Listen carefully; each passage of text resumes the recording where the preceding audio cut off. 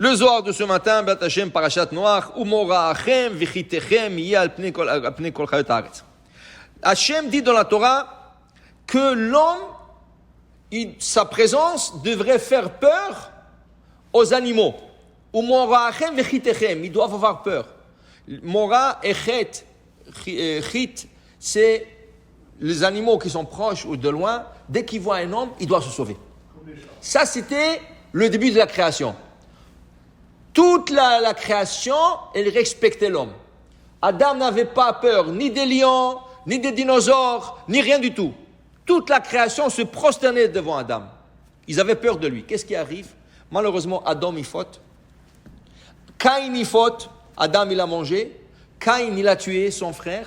Alors Caïn, Hachem lui dit, tu es expulsé de Gan Eden et navanad tiye ba'aretz. Tu n'as pas le droit de résider dans un endroit. Tu habites un mois ici, l'autre mois là-bas, alors il est obligé de bouger. Caïn dit à Hachem, mais Hachem, comment je vais faire? Maintenant, les animaux vont m'attaquer. Quand il a fauté, les animaux commençaient à attaquer Caïn. La Torah nous dit, dans la parashat Bereshit, la semaine dernière, Vayasem Adonai le Caïn ot. Et Hachem a donné un signe pour Caïn, pour que les animaux ne l'attaquent pas. Quel hôte? Le Midrash, il donne des avis partagés. Il y en a qui disent qu'il lui a imprégné la lettre Vav sur le front. Il lui a écrit la lettre Vav sur le front. Ça, c'était un signe, quand un animal le voit ça, c'est le signe d'Hachem, et il ne s'approche pas de lui. Il y en a qui disent non, il lui a donné un chien de garde. Il lui a donné un chien pour le protéger. Alors, si un animal venait l'attaquer, le chien, tout de suite, le protégeait. Okay? Il y a des avis partagés dans le verset. Mais pour te dire, dit le Zohar, qu'avant, les animaux avaient peur d'eux. Et après, eux, ils avaient peur des animaux. Pourquoi? Dit le Rabbi Shimon Bar Yochai, mais lo avu lahem dikonin de bnei nasha, car leur visage n'était pas un visage d'un homme.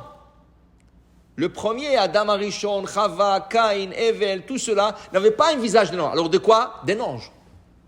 Quand tu vois un ange, tu dois avoir peur. Okay? Le seul qui n'avait pas peur dans la Torah qu'il a vu des anges, okay? C'est qui? Non. Yaakov, il a vu ça dans le rêve.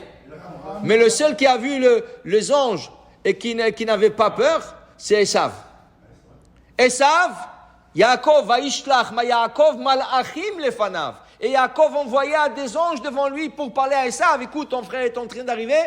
Il dit, moi, ça ne me regarde pas. Moi, je viens pour l'attaquer. Mais ça, c'était spécial. Celui-là, il était spécial.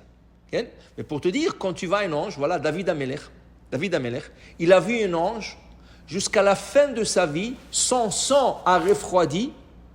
Il n'arrivait pas à se chauffer. Vaïchassou, la Haftara dit, dans Vaïchi, Vaïchassou babegadim, on a couvert David Amelech avec plusieurs couvertures, velo yechamlo, il n'arrivait pas à se chauffer. Tu sais qu'est-ce que c'est voir un ange? Ton sang, il gèle. Parce que le sang, c'est ça qui donne la chaleur dans le corps. Okay? Tu ne peux pas voir un ange. Il dit, quand les animaux voyaient l'homme, ils voyaient un ange. Le visage, c'était un ange. Il ne s'approchait pas. Après, dit le Zohar, qu'est-ce qu'il a fait Hachem? Il leur a enlevé cette lumière qui leur a donné l'apparence d'ange.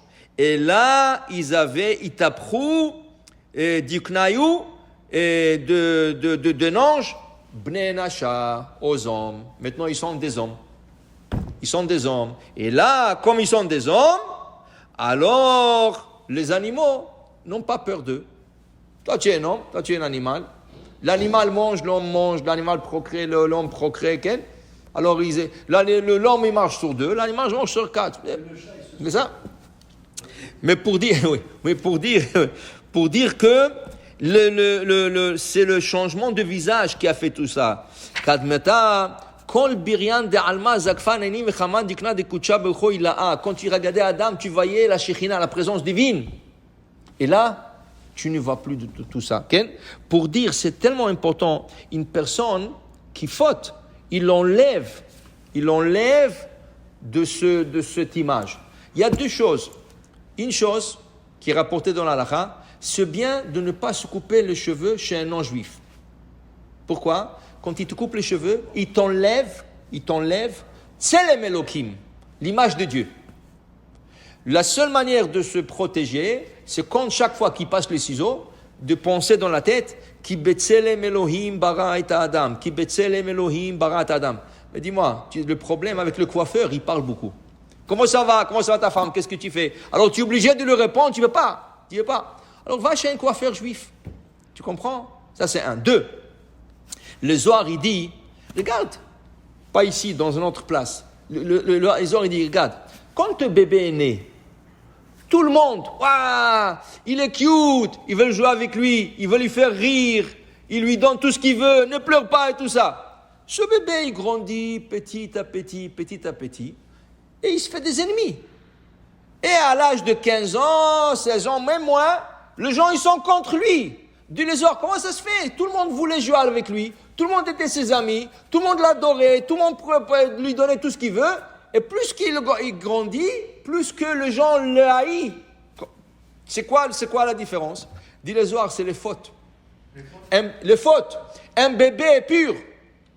Quand un bébé est pur, tout le monde veut s'approcher de lui parce qu'il a cette image de présence divine. Okay?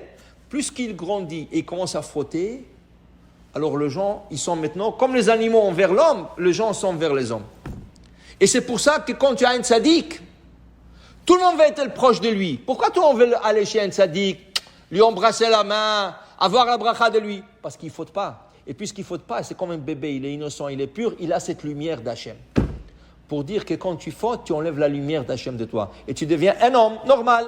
Et quand tu es dans la Torah, dans le mitzvot, là tu as le visage de Adam Arishon avant la faute, qui est un visage avec la présence divine. Baruch Adonai le'olam, amen ve amen.